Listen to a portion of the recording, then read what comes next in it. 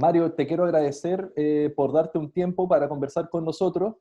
Como medio estamos muy interesados en que poder conversar con diferentes voces, desde trabajadores, personal de salud, ciudadanía, que ya comenzaron las ollas comunes hace una semana y lo estamos reporteando, pero también nos interesa la mirada que tienen científicos y científicas, y particularmente infectólogos y quienes son los especialistas respecto a este tema, que nos puedan como también entregar su mirada. Así que te agradezco tu tiempo. Bueno, un gusto, Nicolás. Muchas Espero que gracias. la verdad que yo hace muchos años soy socio de la Sociedad de Infectología, trabajo en una universidad y lo que más nos interesa es la educación a la población y tratar de dar datos que puedan ayudar a la población a entender el fenómeno y tomar conciencia para cuidarse también. Bueno, y de hecho, a fines de marzo fuiste una de las primeras voces que desde la universidad salieron a educar a la gente con un video muy interesante, muy dinámico, de cómo había que Mm. saludarse, había que lavarse las manos, qué significa la distancia social, qué tan importantes han sido esas medidas que ustedes también difundieron y cómo crees que la ha tomado la gente. Mira, cómo toma la gente las medidas que educamos, la verdad que es difícil saberlo. Ujú, Eso prácticamente habría que hacer un estudio de campo, ver cuánto es la adherencia a eso y ver el impacto final. ujú, Hay formas indirectas de saberlo. Hace unas semanas empezó Google a publicar estudios de desplazamiento que hacía con la evaluación de los GPS, por ejemplo. Se claro. sabe que en general la región de los ríos era una de las regiones más cumplidoras en cuanto a no visitar comercio, no visitar parques y quedarse más en la casa. Claro. Y eso lo comparó, sin embargo, con un background, digamos, que es poco quizás creíble a veces porque era relacionado al verano. Ujú. Entonces uno no sabe si ese es el más correcto, podría ser en un año anterior, un año normal. Así que no lo sabemos exactamente, pero da la impresión que al menos nuestra población local se ha aportado mejor que otras regiones. Ujú. Y es bien interesante ese trabajo porque muestra, por ejemplo, que Santiago, la región metropolitana, digamos, siempre estaba entre las peores y efectivamente es donde las cosas se han puesto más complejas. Ujú. Bueno, a propósito de eso que mencionas del comportamiento en la comuna y en la región, estos últimos días se ha aumentado mucho los casos de contagio acá. La Seremi da una respuesta que a mí me parecía muy coherente, que es, al parecer que está muy relacionado el aumento con el Día de la Madre, ¿sí? Por las semanas y días que pasaron. ¿Tú cómo has observado eso? Y si, bueno, estos días también van a generar siempre unas alzas, me parece. Sí, hay un poco de deformación en los datos si tú los agarras sin limpiarlos, porque tienes que pensar que estuvo este fenómeno bien episódico, que fue los traslados que realizó Gendarmería Valdivia, Ujú. que explican un número muy importante de casos, ¿ya? Y lo otro que tenemos que tener mucho cuidado al analizar los números puros, que yo no soy epidemiólogo, pero efectivamente afectan mucho, son la relación de los clústeres, ¿ya? Esto es un poco difícil de entenderlo en la población. Es muy importante bloquear bien la enfermedad. Esto en Santiago ya se perdió, digamos, es muy difícil seguirla. Pero, por ejemplo, en Corea, los casos se habían seguido muy bien. Todos estábamos admirando Corea y lo seguimos admirando como lo ha hecho. Pero, por ejemplo, seguramente tú escuchaste, Nicolás, que siempre se habla de que cada persona contagia 3 casos. Supongo que lo escuchaste como Sí. una cosa como norma. Ujú. La reproducción básica del ¿Sí? virus. Ujú. Supongo que lo habrás escuchado como Sí, tal, digamos. así es. Ujú. Claro, claro. Eso es verdadero, pero es falso. Ya, ¿Ya? Es un muy mal promedio. claro, Justamente en una revista muy mal. comentaban el viernes pasado Ujú, que si uno analiza la mayoría de los casos como personas, con todas las cosas que se hacen, no contagia a nadie, ujú, ¿ya? O sea, si uno actúa bien. ujú. Pero hay un pequeño porcentaje de la población que contagia a muchas personas. Y ahí está, por ejemplo, el evento del Día de la Madre. Si llegó alguien contagioso y que contagió un gran número de personas, Ujú. eso produce un grupo grande de casos. ¿Ya? Si eso queda metido dentro de una casa, aunque sea un número muy grande, eso técnicamente es controlable, ¿ya? Pero en Corea pasó que una persona, por ejemplo, en una noche se fue a restaurantes, bares, se lo pasó súper bien esa noche aparentemente, y contagió a más de 50 personas y tuvieron que hacer un seguimiento de prácticamente 1000 personas para ubicar esos 50. Ujú. Eso Corea con lo que tiene de inversión en epidemiología puede hacerlo. Nosotros no tenemos esos equipos tan grandes. Ujú. Entonces, obviamente que nuestra liabilidad como región es bastante mayor. O sea, nosotros si nos llega unos diseminadores enormes y nos contagia 50 personas, yo no veo que seamos capaces de tolerar algo así. Ujú.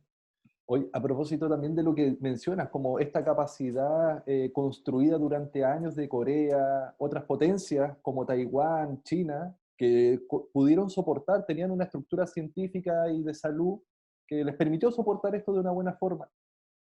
¿Cómo está la estructura de Chile a nivel científico? Se han escuchado también, y lo mencionábamos anteriormente, antes de la entrevista, como desde falta de datos al parecer, algunos lo han cuestionado, otros dicen que va a estar lo suficiente. El hecho es que científicamente, ¿cómo hemos estado? ¿Cómo está esta estructura desde tu punto de vista? Me preguntas muchas cosas juntas, pero Sí. básicamente Chile tiene una cosa bien interesante que se hizo durante el principio del siglo XXI, es que se invirtió mucho en gente que se le pagó becas para salir al extranjero. Eso es bastante público, digamos, y se lograron muchos doctorados. Chile tiene mucha gente con muy buen currículum en este minuto. El tema que hay es que quizás a la vuelta no hubo la misma inversión en mantener a esas personas acá, en primer lugar, y segundo, de que si vas a tener, por ejemplo, te voy a inventar, si tú vas a construir un muro, ¿ya? ¿Ya? Y tú construyes todos los días un muro 10 metros diarios, si mandas a gente a perfeccionarse en cómo construir muros y sigues dando presupuesto para seguir construyendo 10 metros diarios, no vas a conseguir mejores resultados, porque inevitablemente te come el presupuesto. No puedes construir cemento donde no tienes plata para comprar cemento.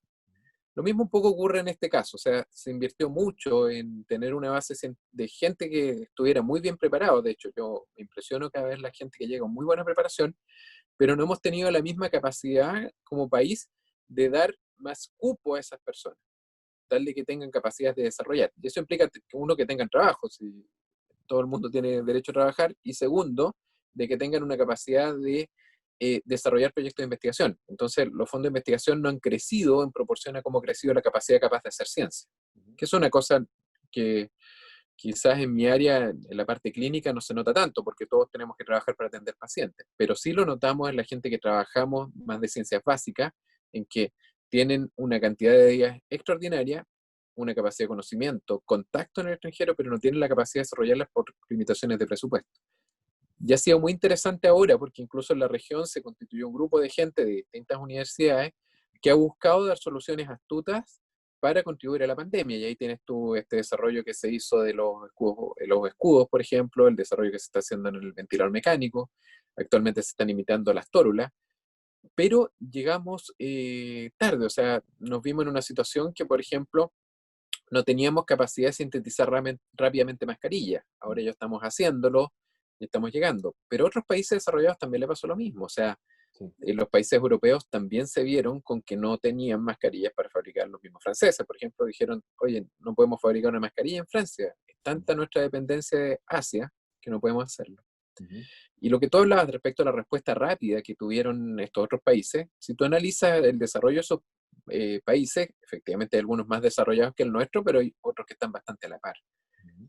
Quizás la gran diferencia más grande fue de que cuando es el SARS, el primer virus del SARS, el coronavirus que salió a principios de este milenio, que era de una mortalidad mayor, tuvieron el problema que China dio aviso tardío, tal como fue ahora. Fue menos tardío, pero fue tardío.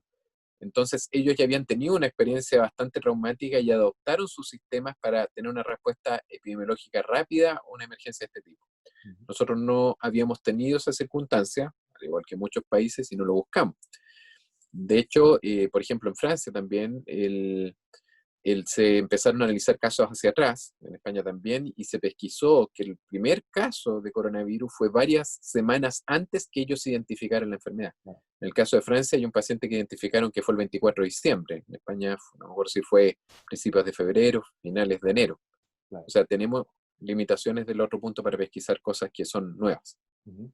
Ahora, si bien hay como probablemente limitaciones naturales en todos los países, probablemente por una cuestión tan nueva, me da la sensación de que esta pandemia también ha empujado los límites de lo que creíamos imposible. Te doy un ejemplo, por ejemplo, lo mismo que mencionaste tú en realidad, que en la Facultad de Ingeniería estén haciendo tórulas con una especificidad para la muestra y que se estén haciendo mascarillas y que se estén haciendo ventiladores mecánicos con también una complejidad que probablemente no hubiésemos pensado, y así también diferentes facultades y universidades. Estas universidades son centros científicos de producción, de investigación aplicada, pero que esta pandemia, esta catástrofe, las ha empujado también a juntarse. ¿Cómo ha sido ese juntarse desde tu experiencia? Ha sido entretenidísimo, ha sido realmente genial la posibilidad de juntarse gente que trabaja, qué sé yo, la parte de medicina, otra parte de enfermería que tiene una visión del uso, otras personas que trabajan en salud la parte administrativa, otros que trabajan en materiales, otros que trabajan en diseño de cosas. Ha sido muy agradable ver un poco de que ellos, o sea, uno respetar el conocimiento del otro, que a uno le enseña mucho, y a la vez ver que el propio ayuda al otro a tener una idea más clara de lo que tiene que hacer. Ha sido increíblemente importante. Pero te quiero comentar un poco también de un poco las limitaciones que hemos impuesto como mundo también, porque el hecho, como tú dices, de que haya conocimiento y se puedan crear cosas, no es ajeno solo a Chile. Chile, hay otros países que también pueden hacerlo. Hace unos días atrás en una revista comentaban de esta situación de que hay más de 100 vacunas candidatas para tratar esta enfermedad. Claro. Y eso demuestra un poco de democratización del conocimiento. En este momento muchos grupos científicos tienen el conocimiento y la tecnología para generar una vacuna. Y eso tú lo puedes ver como, claro, Australia hizo varias cosas, muchas universidades han hecho cosas, y otras en el mundo también.